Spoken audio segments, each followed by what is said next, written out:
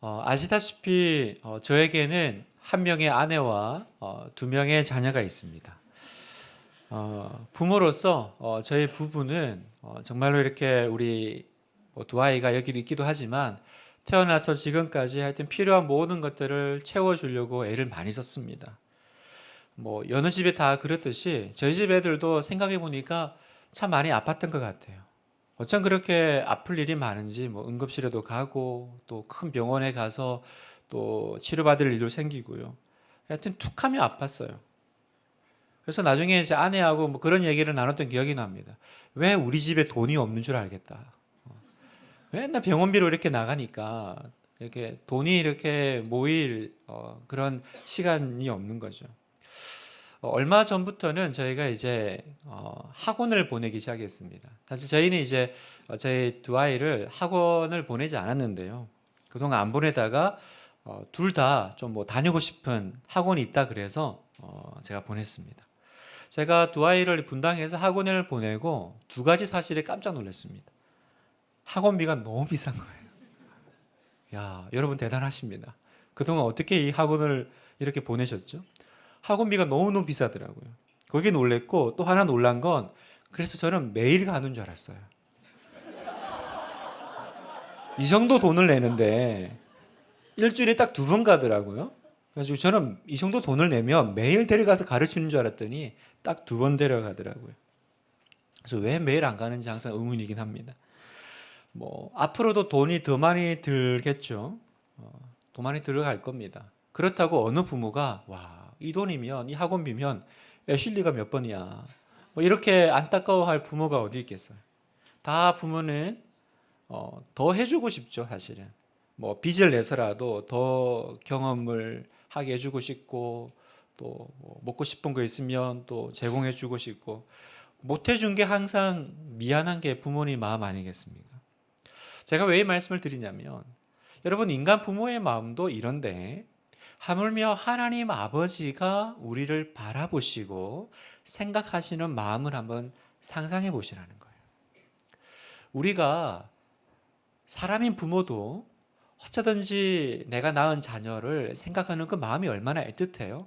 잘해주고도 또 뭘 못해줬나 그걸 돌아보고 고민하는 게 우리의 마음이라면 하나님은 창조자이신 하나님은 자녀인 우리에게 어떤 마음으로 우리를 대하실까요? 항상 모든 걸 주고 싶어 하시는 마음. 또 그걸 주시면서 못 내주시는 것이 아니라 너무너무 기뻐하시지 않겠습니까? 그래서 우리가 하나님을 사랑하고 최선을 다해서 그분의 뜻을 배우고 순종하면요. 또 하나님은 우리의 모든 필요를 알아서 채워주시는 사랑의 하나님이시라는 거예요. 오늘 우리가 읽은 본문도 동일한 약속을 우리에게 주시잖아요. 19절에 나의 하나님이 그리스도 예수 안에서 영광 가운데 그 풍성한 대로 너희 모든 쓸 것을 채우시리라. 아멘. 우리 하나님 아버지의 약속입니다. 나의 하나님이 그 풍성한 대로 너희 모든 쓸 것을 채우시리라. 무슨 말이냐면 하나님 아버지에게 있어서 자녀의 필요를 채우는 건 그건 본성이라는 거예요. 그건 뭐 애쓰고 노력할 게 아니라 부모에게는 자녀를 보살피고 자녀에게 좋은 것을 주고 싶은 것이 본성인 것처럼 하나님에게도 똑같은 마음이라는 겁니다. 사랑하는 분당 하나님의 성도 여러분, 여러분은 이 하나님의 마음을 알고 있습니까? 하나님의 마음을 알고 있다면 그러면 여러분은 이 하나님의 마음을 누리고 계세요? 이 마음을 누리면서 이 안에서 오는 무한한 그 자존감과 그 자유함을 누리고 계세요? 그래서 오늘 이 밤에 저와 여러분이 이 풍성함을 다시 한번 깨닫고 누리기 원하는데요. 오늘 설교 제목처럼 어떻게 하면 우리가 좀 더 풍요로운 삶을 살아갈 수 있을까? 풍요로운 삶의 비밀은 무엇일까? 그 비밀 세 가지를 함께 나누고 또 말씀 붙잡고 기도하기로 원합니다. 풍요로운 삶의 비밀 첫 번째는 뭐냐? 하나님은 가장 좋은 것을 주시는 분이시다라는 겁니다. 하나님은 우리에게 가장 좋은 것을 주시는 분이심을 믿어야 된다라는 겁니다. 여러분은 하나님이 여러분에게 가장 좋은 것을 주시는 분이심을 믿으십니까? 차선이 아니라 혹은 차차선이 아니라 하나님이 나에게 허락하신 거라면 그게 지금 내 눈에는 어떻게 보일지 몰라도 그게 하나님께서 나에게 주신 최선의 것임을 여러분 믿으세요? 우리가 궁핍한 시절을 지나거나 혹은 과거에 혹은 또 이렇게 성장하면서 뭐 실패한 경험이 있든지 또 어려운 순간들을 이렇게 경험하셨던 분들은 잘 이 마음이 안 들어오시는 거예요. 잘 안 믿어지시는 분들이 있어요. 나는 예전에도 더 힘들었고 지금도 힘들고 나는 앞으로도 계속 그렇게 살 것 같아. 나는 항상 가난하고 궁핍하게 어렵게 살아갈 운명인가 봐. 그래서 필요한 것을 얻지 못할까 봐 항상 두렵고요. 또 설령 하나님이 그걸 주셔도 그걸 담대하게 자유롭게 사용할 수가 없어요. 왜냐하면 항상 이렇게 마음에 위축된 것이 있거든요. 그러나 여러분, 하나님은 절대로 그런 생각을 기뻐하지 않으세요. 하나님은 하나님의 그 크신 부요함보다 계속 나의 상황, 나의 과거, 그리고 나의 부족함을 묵상하면서 살아가는 것을 절대로 기뻐하지 않으신다라는 말입니다. 하나님은 어떤 분이세요? 하나님은 온 세상의 주인이시고 또 모든 것을 하실 수 있는 분이시잖아요. 자, 시편 24편 1절을 한번 볼까요? 같이 한번 읽어보겠습니다. 시작. 땅과 거기에 충만한 것과 세계와 그 가운데에 사는 자들은 다 여호와의 것이미로다. 또 시편 50편 10절에서 12절 같이 읽겠습니다. 이는 살림의 짐승들과 뭇 산의 가축이 다 내 것이며 산의 모든 새들도 내가 아는 것이며 들의 짐승도 내 것이미로다. 내가 가령 줄여도 내게 이르지 아니할 것은 세계와 거기에 충만한 것이 내 것이미로다. 자, 여기서 무슨 말씀을 하세요? 하나님은 온 세상의 주인이시다라는 걸 지금 말씀하고 계신 거죠. 하나님이 모든 것을 다스리시고 이 모든 것의 소유자, 그래서 다 내 것이다, 내 거다라는 말 계속 하시잖아요. 이 모든 것의 주인이 누구시라고요? 하나님이시다라고 말씀하세요. 그런데 또 성경은 우리에게 뭐라고 말씀하시냐면 그 하나님이 바로 너희의 아버지시다라는 거예요. 그래서 우리가 기도할 때 하나님 아버지라고 부르잖아요. 이 크신 하나님, 그죠? 온 세상의 주인 되신 하나님이 내 아버지신데, 그런데 나는 그 아버지의 크심을 묵상하는 것이 아니라 언제나 나의 궁핍함을, 나의 부족함을, 나의 단점을, 또 과거의 나의 실수를 묵상하며 살아가는 이 모습을 하나님이 기뻐하시겠냐라는 거예요. 어떻게 이렇게 풍성하신 하나님을 믿고 모시고 살면서 그건 나하고는 별로 상관없는 이야기라고 그렇게 생각할 수 있을까요? 그건 하나님 이야기지. 하나님은 그러신 분인지 알겠어요. 그런데 그게 나하고 크게 상관이 있나요? 그래서 하나님 믿지만 항상 이 사람의 마음은 뭐예요? 가난한 아들의 마음이에요. 언제나 가난한 아들의 자녀의 마음으로 살아가는 겁니다. 여러분, 이런 사람들의 마음은요, 항상 그 내용을 보면 언제나 전전긍긍하는 게 있어요. 뭔가 이렇게 쫓는 사람이 없지만 쫓기는 두려움이 있어요. 나는 사람들에게 사랑받을 만하지 않아. 나는 친구가 별로 없어. 나는 항상 피곤하고 몸이 아파. 하나님은 이런 나를 별로 좋아하지 않으실 거야. 이런 식으로 언제나 자기에게 얘기합니다. 그래서 항상 영적으로든 심적으로든 체력적으로든 사회적으로든 언제나 박탈감을 느껴요. 자신을 초라하게 여기며 살아갑니다. 하나님은 크고 위대하시지만 그 하나님은 나와 상관이 없고 나는 언제나 가난하고 초라하고 부족한 아들로 살아간다는 거예요. 제가 이렇게 목회를 하고 또 성도들을 만날 때 참 이렇게 힘든 부류의 사람들이 있습니다. 성도들이 있습니다. 어떤 분들이냐면 열등감에 사로잡힌 분들이세요. 이런 분들은 참 이렇게 목양하기가 쉽지가 않습니다. 열등감에 이렇게 사로잡힌 분들이 있어요. 얼핏 보면 되게 겸손해 보여요. 이렇게 모든 말씀이 이렇게 다 겸손해요. 그런데 그 내면으로 조금만 들어가면 그 안에는요 굉장히 공격적인 게 있어요. 어느 두 딸을 둔 목사님이 계셨는데 그 목사님이 그 딸의 사위감으로 자기는 하나만 볼 거라는 거예요. 우리 딸이 사위를 데려올 텐데 어떤 사람이면 좋겠냐? 그랬을 때 그 목사님이 내가 사위감 보는 기준은 딱 하나다. 그건 열등감이 없는 사람이면 좋겠다. 이렇게 말씀을 하셨대요. 좀 부족해도 좀 가진 게 없어도 건강한 자아상을 가지고 있는 사위면 편한 거예요. 그죠? 대화나 관계가 편한 거죠. 그런데 열등감이 있는 사람이 집안에 들어오면 주변의 모두가 다 이 사람 때문에 피곤해지기 시작합니다. 그분이 이렇게 말씀하시는 거예요. 예를 들면 집에서 이제 명절에 이렇게 뭐 가족들 모일 거 아닙니까? 그래서 집에서 꿀차를 끓이다가 꿀을 타는데 꿀이 모자라. 그래서 한 잔밖에 안 나와가지고 한 잔은 큰 사위 주고 둘째 사위는 그냥 이렇게 홍차를 줬다. 그러면 만약에 그 홍차를 받은 사위가 열등감이 있는 사위면 집에 가서 자기 와이프한테 꼭 그런다라는 거예요. 아니 당신 아버지는 목사라는 사람이 큰 사위는 사랑해가지고 꿀차를 주고 나는 아주 맛이 떫은 홍차를 주시네? 여보 당신 아버지가 이렇게 나를 무시해도 되는 거야? 꼭 이렇게 얘기할 거라는 거예요. 무슨 느낌인지 아시겠죠? 아무도 무시한 사람이 없어요. 아무도 그렇게 의도한 게 아니에요. 그냥 꿀이 모자랐을 뿐이에요. 그러나 다 그렇게 해석하는 거예요. 조금만 이상하면 이건 나 무시하는 건가? 내가 좀 없이 살다고 이렇게 취급하는 건가? 이렇게 본다라는 거예요.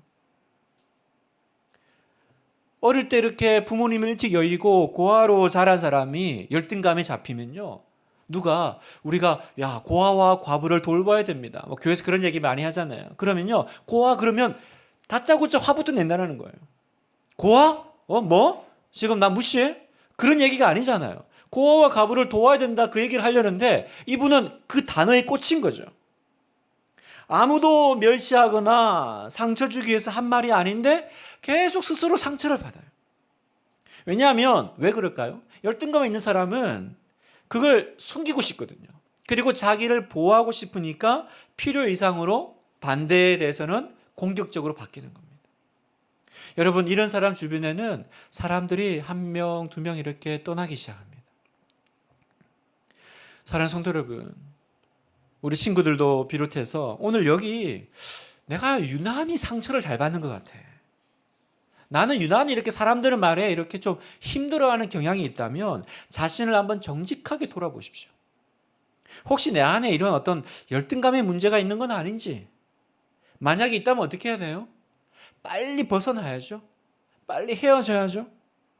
그러면 여러분이 물을 거예요. 목사님, 그럼 어떻게 하면 내 안에 열등감이 있다면 그걸 벗어날 수 있습니까? 그래서 많은 사람들이 어떻게 하냐면 더 성공해야 되나 보다.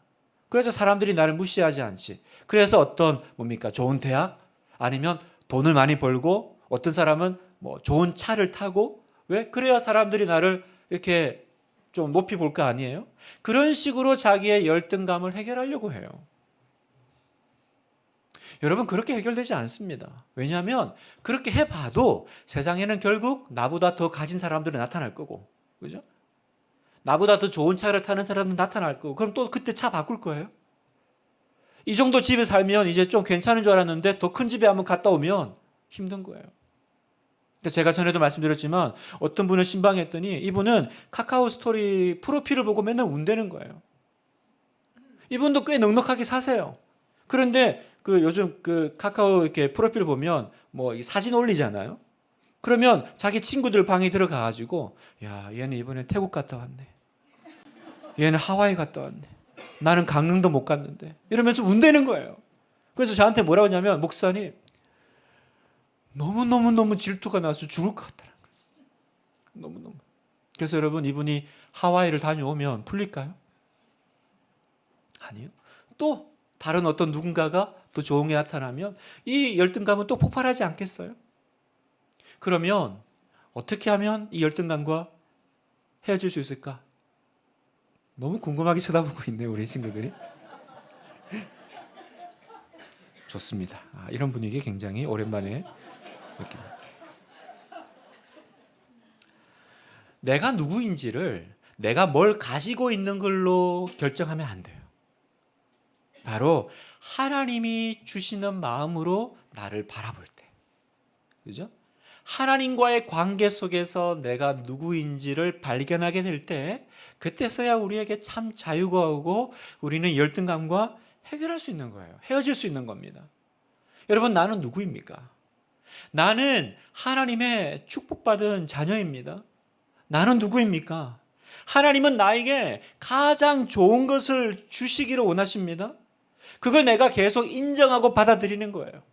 하나님은 언제나 나를 주목하시고, 하나님은 나를 어떤 경우에도 사랑하시고 놓지 않으실 뿐만 아니라 나에게 좋은 것을, 가장 좋은 것을 주시는 분이야. 때로는 내가 그게 이해가 안 되고 내가 왜 이런 상황에 있지 하더라도 그걸 믿는 사람은 뭐예요? 마음에 상처가 없어요. 상처가 없어요. 하나님이 성경에 말씀하신 모든 좋은 건 아우 좋겠다, 누군가는 가져가겠지, 그게 아니라 이 모든 약속의 말씀이 바로 지금 나에게 하시는 하나님의 약속이다라고 믿는 사람이에요. 그러니까 이 사람은 지금 조금 힘든 시간을 통과하고 있더라도 거기에도 하나님이 뜻이 있다고 믿겠죠. 예레미야 예가 3장 33절 읽어볼까요? 시작. 주께서 인생으로 고생하게 하시며 근심하게 하심은 본심이 아니시로다. 아는 거예요. 하나님 마음을 아는 거예요.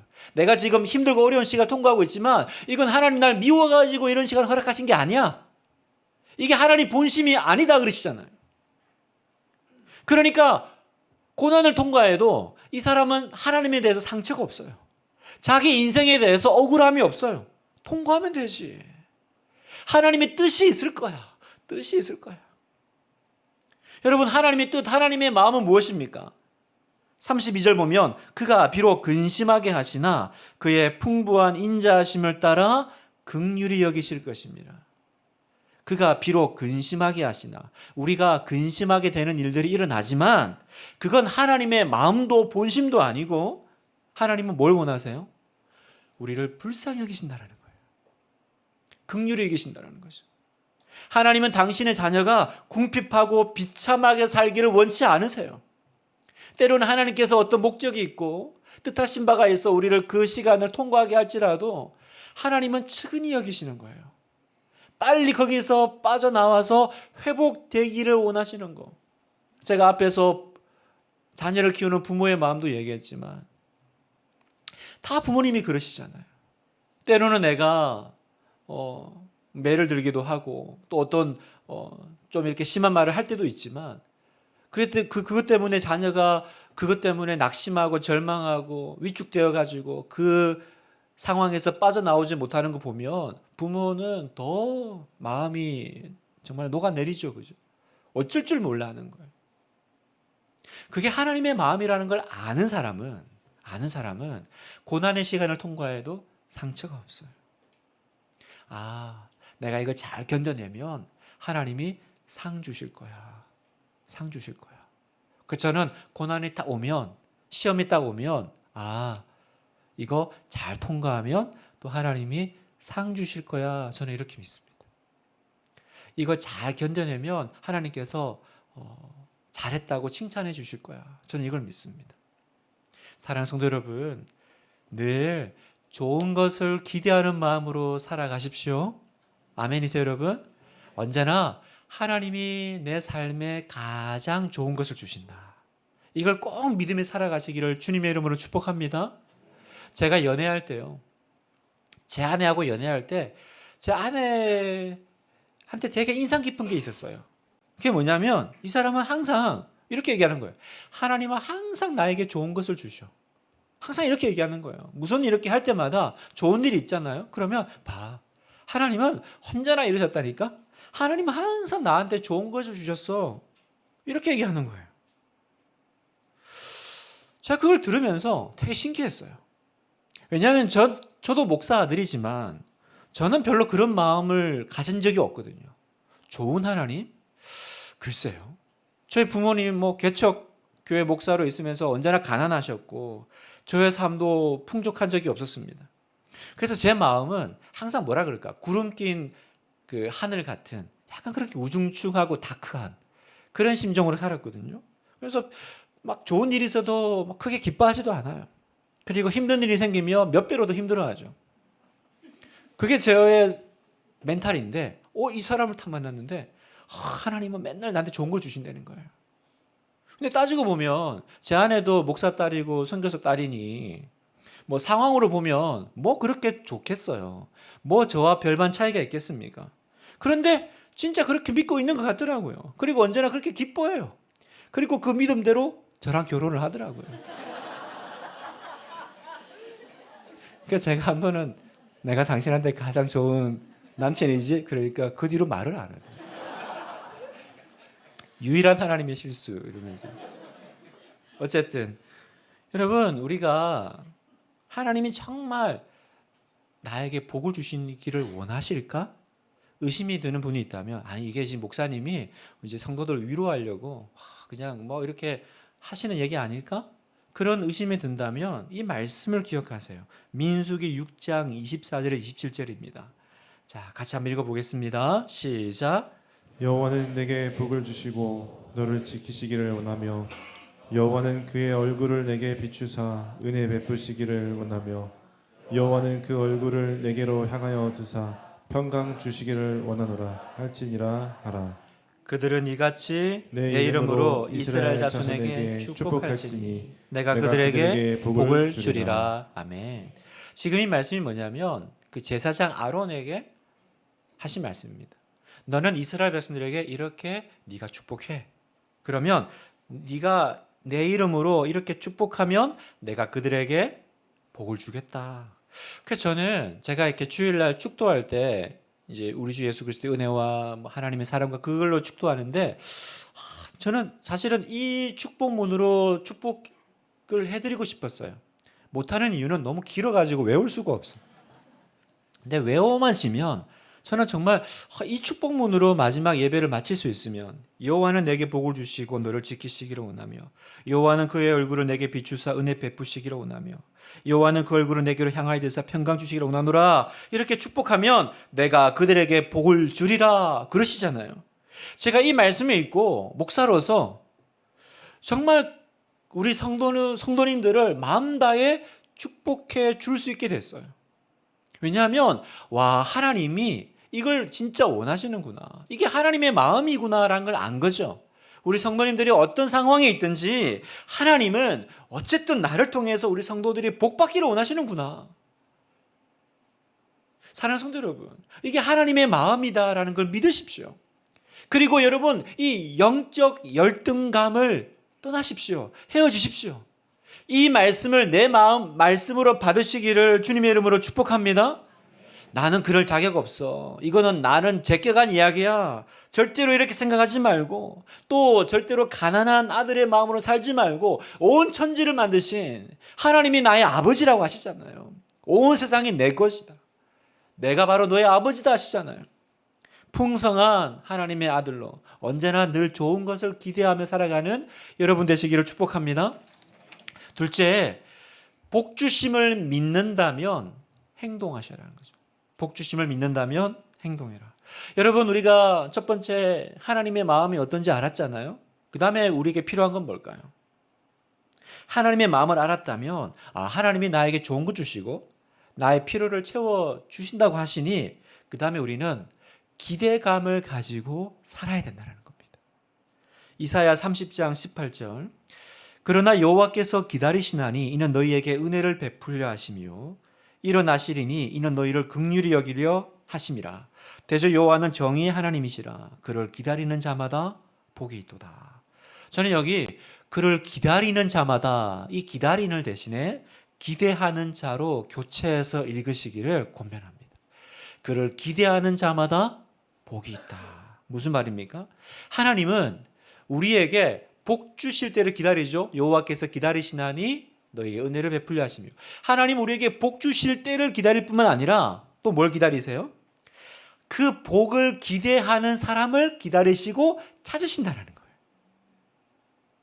우리가 그전에는 아무 기대 없이 뭐 좋은 일이 있겠나, 뭐 될 대로 되라, 뭐 이렇게 그냥 비전도 없이 꿈도 없이 살았다면, 여러분 하나님의 말씀은 우리의 마음을 놀랍게 바꾸세요.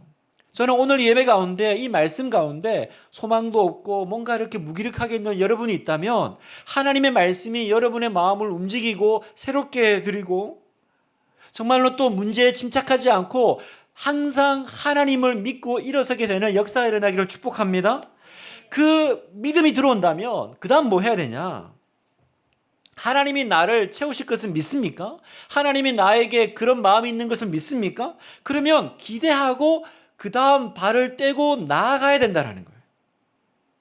자, 신명기 28장 1절 2절 말씀도 같이 한번 읽어보겠습니다. 같이 한번 읽겠습니다. 시작. 내가 내 하나님 여호와의 말씀을 삼가 듣고 오늘 내게 명령하는 그의 모든 명령을 지켜 행하면 내 하나님 여호와께서 너를 세계 모든 민족 위에 뛰어나게 하실 것이라.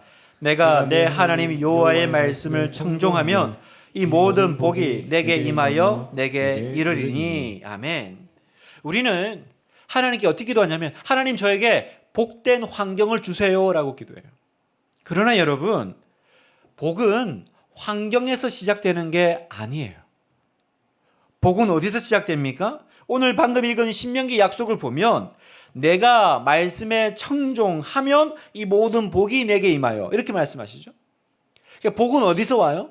좋은 환경에서 오는 것이 아니라 행동할 때 내가 이 모든 말씀에 순종하면 복종하면 이 모든 복이 내게 임하며 내게 이르리니 그때 복된 환경이 따라올 거다라고 말씀하세요.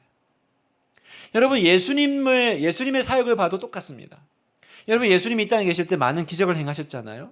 여러분 근데 예수님 시대 모든 사람이 병고침 받은 건 아니에요.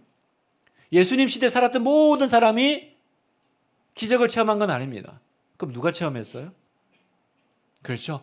예수님 만나러 온 사람만. 모든 어려움을 뚫고 어쨌든 예수님 만나러 온 사람만 기적을 체험했어요. 또 예수님 만나러 오며 예수님이 가만히 있는데 알아서 다 해주셨습니까? 아니요. 말씀을 주시고 그 다음 뭘 요구하셨냐면 행동을 요구하셨어요. 일어나 걸으라 그러시고 손을 내밀라 그러시고 내 믿음대로 될지어다. 결국 뭐냐면 행동하지 않고 기적을 경험한 사람은 없다라는 거예요. 예를 들어 볼까요? 가나 혼인잔치에서 예수님은 하인들에게 먼저 항아리에 물을 부으라 그랬죠. 그 다음에 어떻게 합니까? 물을 떠서 연회장에게 갖다 주라 그랬어요. 물이에요. 그러나 물인 줄 알지만 순종해서 행동을 하니까 그 과정 가운데 물이 포도주로 바뀐 거예요. 행동하지 않았으면 물이 포도주로 바뀌는 기적을 체험할 수 없었을 거예요. 물고기 2마리와 떡 5개, 오병이어 기적이라고 하죠. 오병이어로 5,000명 먹일 때도요. 어떻게 했습니까? 여러분, 오병이어로 5,000명 어떻게 먹여요? 근데 예수님이 어떻게 먹이셨냐? 이 오병이어가 5,000명 분으로 늘어날 때까지 기다리셨습니까? 아니요. 이 오병이어를 축사하시고 나눠주라고 했어요. 그죠? 나눠주는 과정 가운데 5,000명이 먹게 되었고 12광주리가 남게 된 거죠. 만약에 제자들이 아니요. 오병이어를 들고 어딜 가요? 5,000명 분이 만들어지면 그때 제가 나눠줄게요. 그랬으면 이 기적은 경험하지 못했을 거예요. 베드로가 그 풍랑이 있는 바다 가운데서 죽게 됐을 때 예수님을 만나죠. 그래서 베드로가 뭐라 그러냐면 마태복음 14장 28절 베드로가 대답하여 이르되 주여 만일 주님이시여든 나로 명하여 무리를 오라 하소서 하니 예수님이 무리를 걸어오신 장면을 목격하고는 예수님 주님이시면 저를 오라 그러세요. 그랬더니 예수님이 오라 그러시니까 어떻게 돼요? 베드로가 냉큼 내려가지고 걸어가요. 여러분 베드로가 슈퍼맨으로 바뀐 게 아니에요. 그 사이에 뭔가 달라져가지고 이렇게 걸을 수 있는 능력이 왔기 때문에 무리로 뛰어내려간 것이 아니라 말씀하시니까 오라 하시니까 그냥 뛰어내려갔고 뛰어내려가니까 정말 인류 역사상 전무후무한 어쨌든 사람이 무리를 걷는 기적을 체험하잖아요. 여러분 이 모든 기적들은 보면요 한 가지 특징이 있는데 바로 행동하는 믿음이 기적을 경험한다는 거죠. 오늘 저와 여러분의 문제가 뭔지 아세요? 우리는 맨날 기도만 해요. 같은 문제를 붙잡고 오늘도 기도하고 내일도 기도하고 평생 기도해요.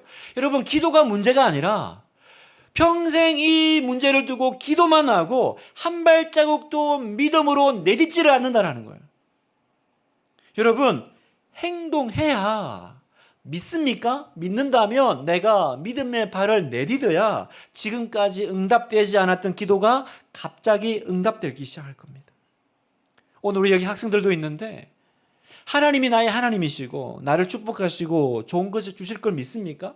그러면 나는 오늘 그 기대를 가지고 공부해야 되는 거예요. 씨앗을 뿌리고 최선을 다하고 내가 정말 베드로 입장에서는 얼마나 곤란할까요? 내가 뛰어내렸는데 물속에 빠져 죽으면 어떡하지? 50대 50이잖아요.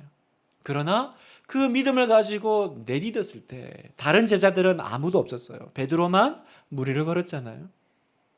여러분에게도 동일하게 오늘 하나님은 말씀하십니다. 복을 기대했니? 그러면 이제는 행동하는 믿음의 사람이 되어라. 발을 내디디라는 거예요. 마지막 세 번째입니다. 복의 통로가 되는 꿈을 꾸십시오. 복의 통로가 되는 꿈을 꿀 때 우리는 풍요로운 삶을 살게 됩니다. 여러분, 하나님의 복은 언제나 목적성이 있어요. 그 말은 뭐냐면 하나님이 왜 나를 축복하실까 그 이유를 알아야 된다는 거예요. 제가 좋아하는 문장이 있습니다. I'm blessed to bless you.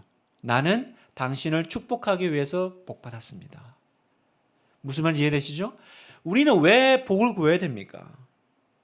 복의 목적을 알고 있는 사람이 되어야만 하나님의 복받을 자격이 있다는 거예요. 나는 왜 복을 받아야 되죠? 나는 왜 더 건강해져야 되죠? 나는 왜 더 성공해야 되죠? 그래야 내가 다른 사람을 도울 수 있으니까. 그래야 내가 다른 사람을 지켜줄 수 있으니까. 재정적으로 힘든 사람을 도우려면 돈이 있어야 될 거고요. 헐벗은 사람들을 입히려면 옷이 필요하잖아요. 그래서 우리는 하나님 앞에 그 복들을 구하는 거예요. 하나님 저를 축복해 주세요. 그러면 제가 복의 통로가 되어서 하나님이 주신 것을 가지고 흘려보내는 돕는 사람이 되겠습니다. 이게 바로 복의 목적성입니다. 간혹 특히나 이제 전통적인 교회에서는요. 돈에 대해서 조심하는 마음 때문에 돈 자체를 죄악시 여기는 좀 경향들이 있긴 해요. 무슨 말이냐면 근검절약하고 낭비하지 않은 태도는 좋죠. 그렇다고 해서 가난하게 사는 걸 무조건 미덕이라고 말할 수는 없어요. 여러분, 돈을 사랑하는 것이 죄지 돈 자체는 죄가 아닙니다.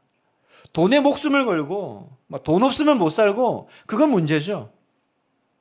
그러나 여러분, 그렇다고 해서 나는 돈 관심 없어. 나는 그런 거 전혀 신경 안 쓸 거야. 그래서 세상의 모든 돈은 그냥 악한 사람들이 다 가지고 있고요. 예수 믿는 사람들은 늘 가난하게 손 벌리고 살아가는 거. 이게 하나님이 원하시는 모습일까요? 저는 그렇게 생각하지 않습니다.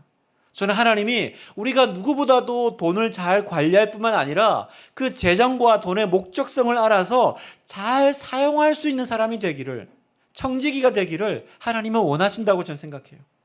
고린도후서 9장 8절을 읽겠습니다. 시작. 하나님이 능히 모든 은혜를 너희에게 넘치게 하시나니 이는 너희로 모든 일에 항상 모든 것이 넉넉하여 모든 착한 일을 넘치게 하게 하려 하심이라. 알 듯 모를 듯한데 내용은 이겁니다. 하나님이 왜 너희를 넘치도록 축복해 주시냐면 모든 착한 일을 넘치게 하게 하려고, 이 얘기예요. 왜 하나님이 나에게 복 주셔야 됩니까? I'm blessed. 난 축복받았다. 왜요? To bless you. 세상을 축복하기 위해서. 그래서 우리가 복의 통로가 되고 착한 일을 넘치게 하려고 하는 그 꿈을 가질 때 하나님은 우리가 다른 사람의 필요를 채울 수 있는 복의 통로로 더 축복해 주신다는 사실이에요. 사랑하는 여러분, 세상은 가지는 것이 성공입니다. 그죠? 그래서 테이크라고 하잖아요. 가져야 돼요. 그래서 많이 가졌다. 얼마나 많이 소유했냐. 여기에 목숨 걸고 거기에 쩔쩔맵니다. 쩔쩔맵니다. 가지는 것이 목적이기 때문에 나눌 수가 없어요. 줄 수가 없어요. 여러분, 기버, 줄 수 있는 사람은 오직 교회밖에 없어요. 여러분, 세상을 보세요. 세상은 온통 테이커입니다. 가지려고 하는 사람들밖에 없어요. 그러나 하나님은 어떤 사람을 기뻐하신다고요? 테이커가 아니라 기버, 주는 사람을 기뻐하신다는 거예요. 그러면 여러분은 어떻게 살아야 됩니까? 어쩌든지 줄 기회를 찾는 사람. 하나님 저를 마음껏 축복해 주세요. 그래서 제가 더 넘치게 쓰임 받기를 원합니다. 배워서 남 주냐? 우리는 배워서 남 준다라고 말하는 사람들이라는 거예요.